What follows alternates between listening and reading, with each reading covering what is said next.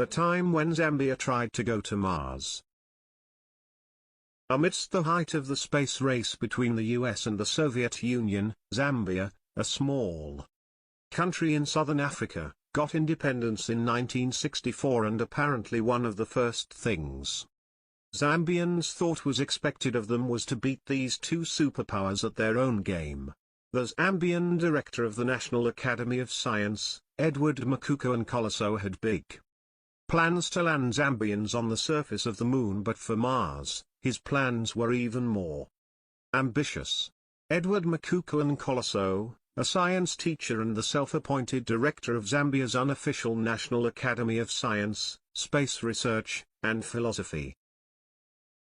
Makuka wanted to establish a Christian ministry to the presumed primitive Martians, for which he was sending a spaceship containing a specially trained 17-year-old space girl, 2 cats also specially trained, and a missionary to Mars.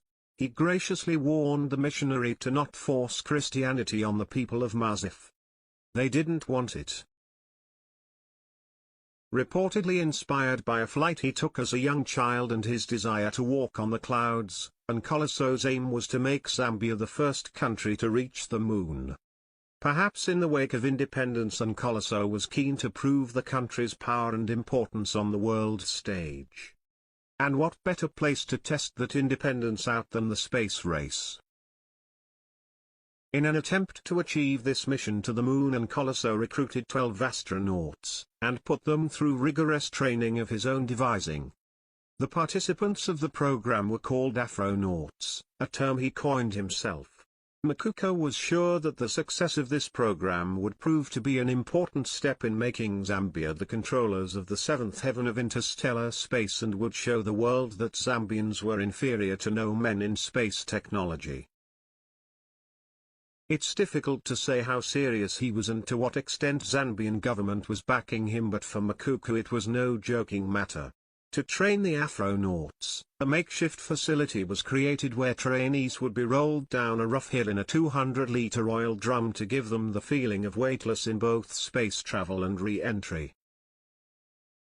In addition, they used a tire swing to simulate weightlessness. The rocket, named Dikalu, was a drum-shaped vessel made of aluminium and copper, and according to Makuka, was space-worthy. The planned launch date was set for the 24th of October in 1964, Independence Day, but it was purportedly denied permission due to being inappropriate. Makuka went as far as asking the UNESCO, United Nations Educational, Scientific and Cultural Organization, for a grant of £7 million in Zambian pounds to support his space program, a response to which he never got. Despite asking for money from them, Nkoloso was incredibly suspicious of the US and Soviet Union, saying he believed they wanted to steal his secrets and get to the lunar surface first. It is also said he requested $1.9 billion from private foreign sources. But to Makuka, lack of resources wasn't the only hurdle. The bigger problem was his boys, who were losing focus. He complained that there was too much lovemaking going on in the headquarters when they were studying the moon. Makuka suffered a major setback when his space girl Martin got pregnant and his parents took her away. Makuka's hopes were shattered when the US landed in space in 1969 and his boys left the Space Academy out of despair. His space dreams diminished to a natural demise and got buried with him in 1989.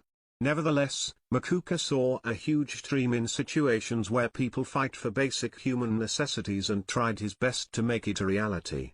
Makuka is an inspiration to the Zambian population.